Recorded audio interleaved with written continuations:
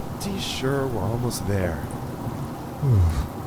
Something just doesn't feel right about this whole thing. Yeah, I'm just not sure about this. Well, look. We already signed up, and there's no point in turning back now. Plus, it's a pretty simple job considering the fact that I'm trying to save up for a new... Yeah, for a new whip. We know.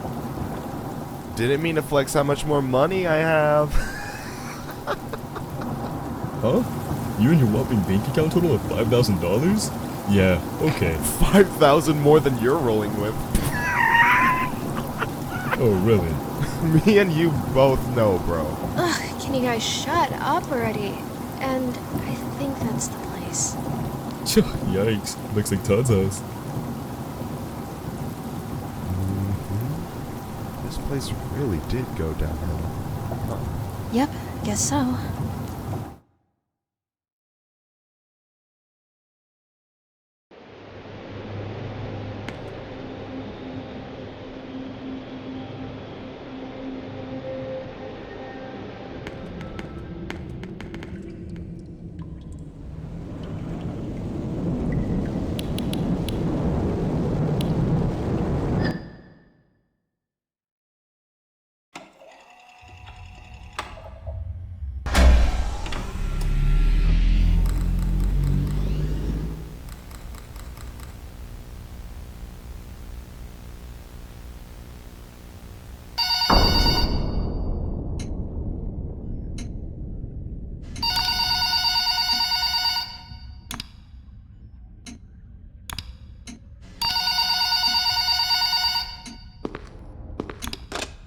Hello! Welcome to your first night.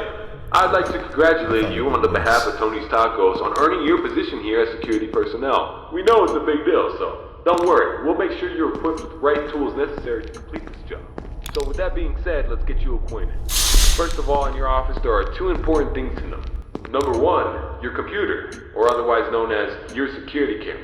Tapping into your computer should allow you to access your security cameras, which were placed strategically throughout the facility. I do want to tell you though that these security cameras do not cover every inch. I mean, there are plenty of blind spots. Two important blind spots actually lie right outside your doors. This means that you won't be able to see outside of your doors if they are closed. Now, this brings us to our next important piece of discussion. Your blast doors. These were installed primarily for your security. We do realize that you are working a job which has its risks. So in case anything happens, you're being chased, or somebody's trying to break in, you can close these blast doors to make sure that your safety is your priority. Now, these blast doors aren't anything to play with. They're not toys. They are highly dangerous if you stand underneath them.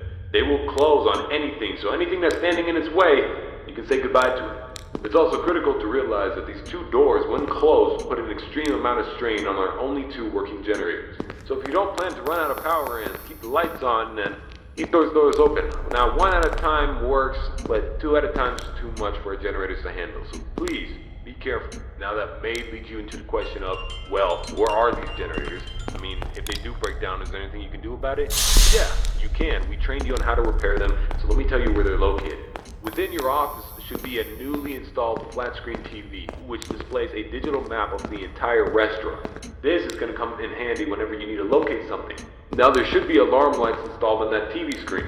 These alarm lights will only enable whenever there's a malfunction or a shutdown of any sort. So if a generator were to accidentally break down at some point, an alarm light should go off telling you exactly where you need to go to fix it.